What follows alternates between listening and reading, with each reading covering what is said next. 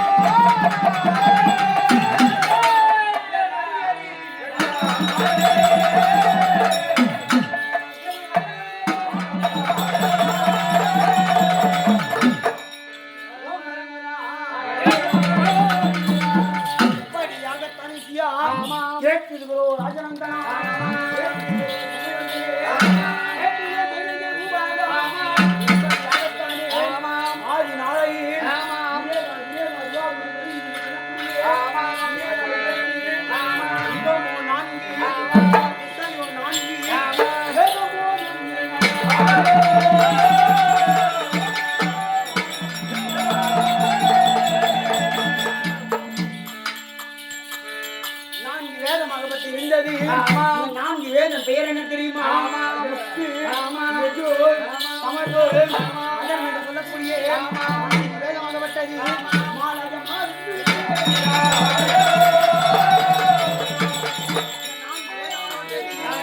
மாலய மலை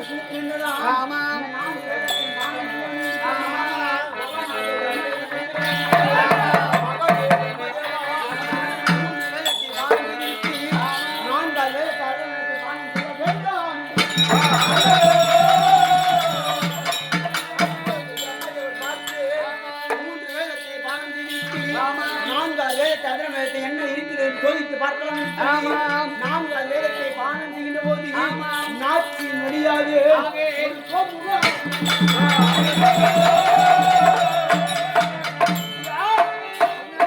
நாட்சி என்றால் என்ன? மூக்கு.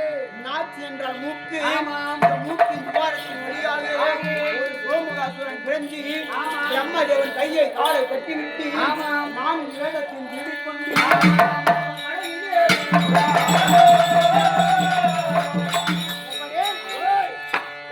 திருப்பா கடலை விதித்தான்.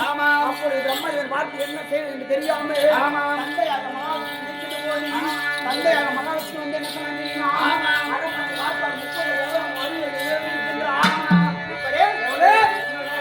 30 அடி அகலம் 60 அடி உயரம் இருக்கின்றான். இந்த வழிக்கு அவன் எடுத்து எதிர்த்து சந்தேகம் என்றான். ஒரு மட்டம் வராது.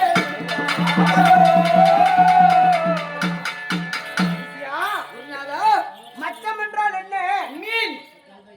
மச்சம் என்றால் மீன். அந்த மீன் அவதாரம் எடுத்து அந்த திருப்பா கடலில் விழித்து அரக்கனை எப்படி தாக்கினார்? எப்படி? முதலில் அவன் முழங்காலை தாக்கி அரக்கனை அவனை மடித்து 4 வேதத்தையும் கைப்பற்றிக் கொண்டு வந்து பிரம்மதேவன் இடத்துல கொடுக்க பிரம்மதேவன் பார்த்து அரக்கன்களை சிக்கப்பட்டு இருக்கிறது. இந்த சிக்கி எடுக்க வேண்டுமானால் முதல் தேவர்கள் அழைத்து தேவர்கள் இடத்துல கொடுக்க வாங்கி பிடித்தாராம். உடனே எங்களால் முடியாது சொல்லிவிட்டார்கள். உடனே 2வது வேதற்காலம் பிறகு வேதவேசன் அழைத்து வேதவேசன் இடத்துல கொடுக்க வேதவேசன் என்ன சொன்னான்? 4 வேதமாகப்பட்டது சிக்கப்பட்டிருக்கிறது. 4 வேதத்தை மாற்றி 5வது வேதமாக எழுத வேண்டும். நான் சொல்ல சொல்ல எழுதுவதற்கு ஒரு ஆள் வேண்டும். ஆள் வேண்டுமே. நாம் ஒருவனால் மட்டும் முடியாது. நான் சிக்கு எடுக்க சொல்ல சொல்ல ஒரு எழுதுவதற்கு ஒரு ஆள் வேண்டும் என்று சொல்லி உடனே முந்தி கடவுளாகி விநாயகர் பெருமானை அழைத்து விநாயகர் பெருமான் வளர் கண்டத்தை உடைத்து ஒரு எழுத்தணியாகவோ ஆள் என்று சொல்லக்கூடிய ஒரு மையாகவோ வடமெறி ஒரு ஏடாகவோ இந்த மகாபாரதத்தை எப்படி எழுதினான்? எப்படி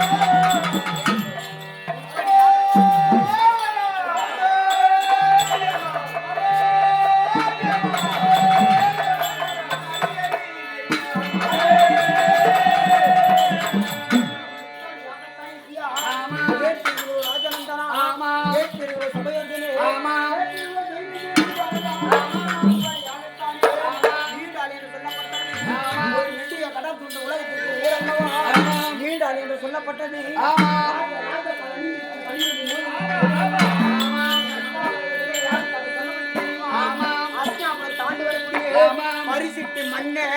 பரிசிட்டு மன்னனுக்கு தீராத வியாதி ஒன்று இருந்ததாம். வியாதி தெரியும். என்ன வியாதி?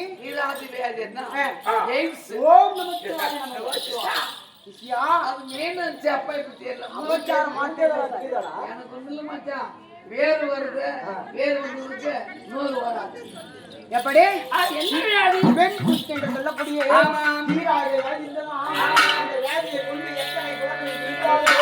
எத்தனை கோயில்களை குளித்தாலோ அந்த வியாதி தீராது.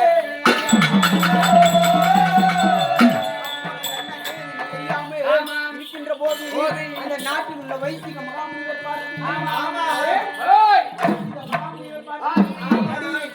ராஜனே வேசமகன் மகாபாரத கதையை எழுதி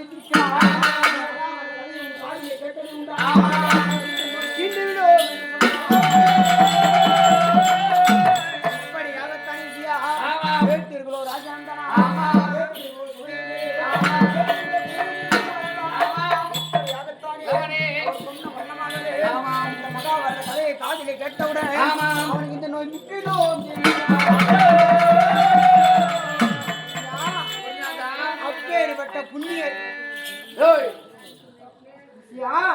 அப்பேற்பட்ட புண்ணிய சரித்திர கதையே என்னால் முடிந்தவரை இரவு 8 மணி முதல் பகல் 9 மணி வரை ஆடி பாடி ஒப்படைக்கின்றேன்.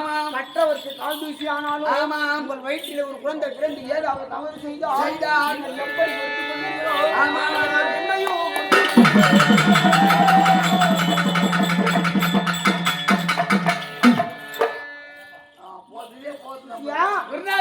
பார்த்தால் உனக்கு எப்படி தோற்றம் அளிக்கிறது? நீ போய் என்னமோ நீ சொல்லிட்டு வர, நான் கேட்டு வரேன். உன்னை பார்த்தா எனக்கு டவுட். என்ன? நெத்தில பட்டை, மேல சும்பாடை, நெஞ்சில கொட்டை, கீழே கோமணம், அதுக்கு மேல அது கீழே சாம்பல். ஊரு மேல வாங்கிட்டு பரிதேசி இது வரையும் உன் கொட்டு உண்மை. ஆனா சொல் டவுட் இதெல்லாம் மகாபாரத காவிய கதைகள். மகாபாரத காவிய கதைகள். இது ஒரு ராஜாக்கள் சொல்லும் சதுரகுலம் ஆமா. ராஜக்கல் குருகுலம் சத்தியகுலம் போயும் போயும் நீ என்னப்பா சன்னாசி மாறிட்டேரு ஆமா. ஆனா இந்த கதைக்கும் உனக்கும் என்ன உறவு என் சிஷியன் கேட்கின்றான். சாமி உங்களை பார்த்ததை உண்டு, ஆனால் கண்காட்சி போல தெரிகிறது. நீங்கள் சொல்லக்கூடிய கதை ராஜா சொல்லக்கூடிய கதை. இந்த கதைக்கு உனக்கு என்ன சம்பந்தம்? நீ யாரு? வார்த்தை.